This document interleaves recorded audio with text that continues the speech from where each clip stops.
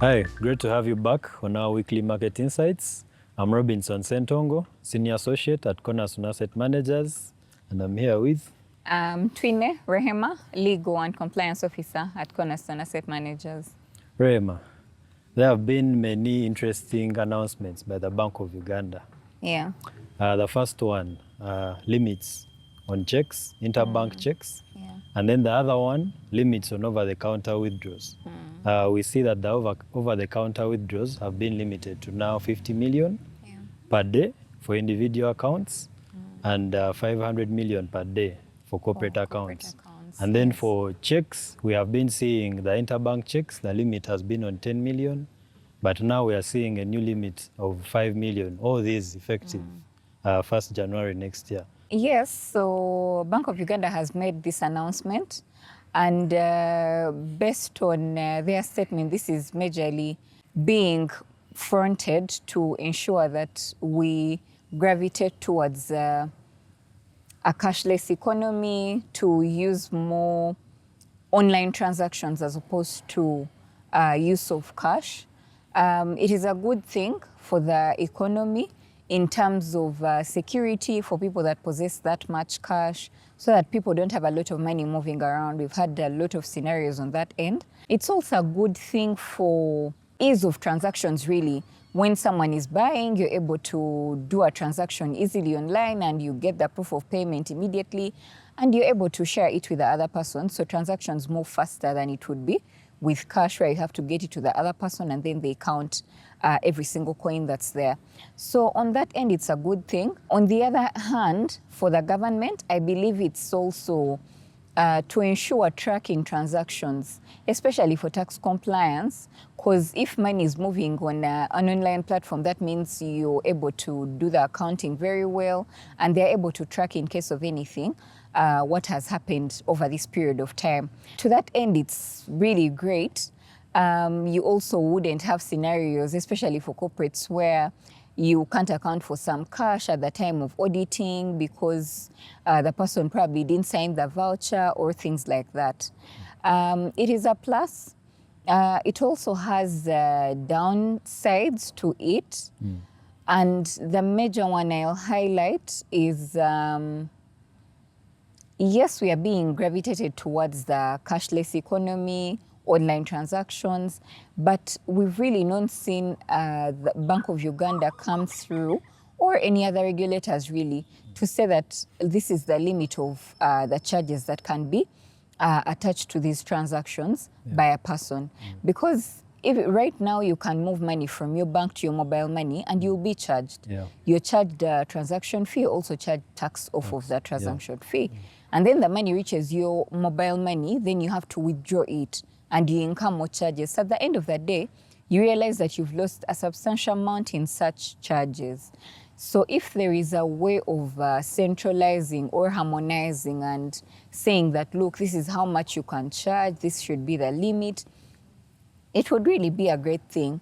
I think in Kenya it's working very well. The charges are not high, so you see people paying for airport parking using M-Pesa. You see them paying for very minimal things using these platforms, and it has helped with the way the economy is working, but also flexibility and convenience for everyone in the country. So yes, we would like something that works for everyone in the country, but also we need to be considered, the public needs to be considered from the side of the charges that are incurred on the transactions. Bank of Uganda has also highlighted a number of sectors that might need utilization of cash beyond what they've envisaged with these limits. And they've specifically highlighted the mining and agriculture sector. But you also have traders, which is a majority sector in this economy, informal sector, and they deal a lot in cash because of shipping goods and really the nature of their work. I believe these, the statement says that banks would have to seek a waiver from Bank of Uganda to waive these limits and their application on these people. Traders have not been included, so I hope that's something that can be considered, because it might not be in the agriculture sector, but it's something that affects them. So it's effective 1st January 2027. Yes. So there is still time.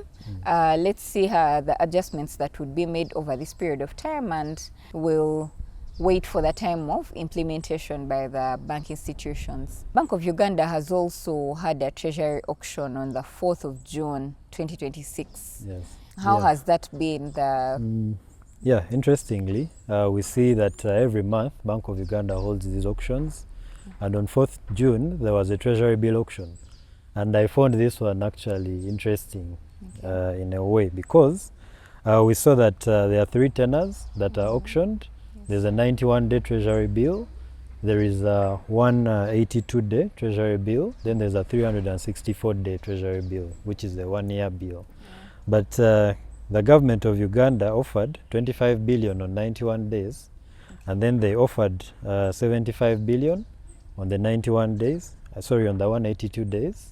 At the same time, they offered 255 billion on the 1-year Treasury Bill.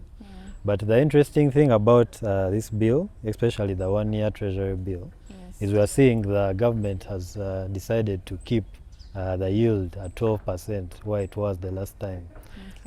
Still cementing their stance on reducing or maintaining their borrowing costs.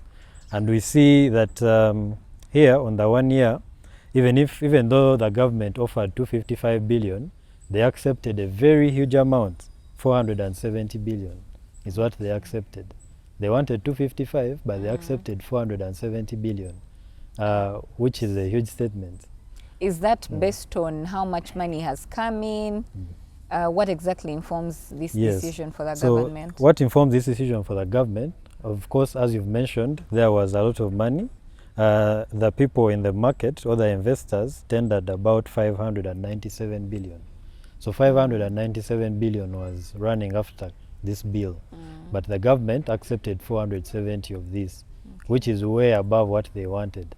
And for me, this signals that, of course, we know that there is a lot of liquidity in the market with the investors, but at the same time, the government prefers, compared to the other shorter tenors of these treasury bills, the government prefers to borrow more in this 1-year T-bill. They prefer to lock in their borrowing cost for a longer period compared to the shorter tenors. So yeah, I found this auction very, very interesting. And then for our investors, the advantage is, instead of keeping your cash, you can always be able to invest with Cornerstone, because of course Cornerstone invests in these government securities, including these treasury bills.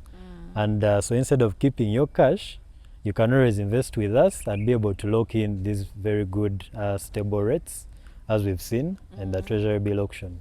I note that this rate of 12%, does it have an effect on the rates that we'd be able to give our customers at the end of the day? Because the performance, ideally, the performance of the market affects what goes to the pockets of our customers. So what does that look like when government maintains rates at 12%? Yes, of course, when government maintains the rates, it shows, it of course keeps the investments stable. Because this rate is stable, the investors are very certain of their returns. And yes, so for example, the Cornerstone Unit Trust, we have been able to outperform and be stable at our average yield of 14% for the past 1 year or so. And this is largely attributed to government keeping these rates stable. That's it for today. Bank of Uganda has dominated the discussion. We await to see what next week has for us on the market. Yeah, let's monitor. We have an auction next week. Let's see how that goes as well.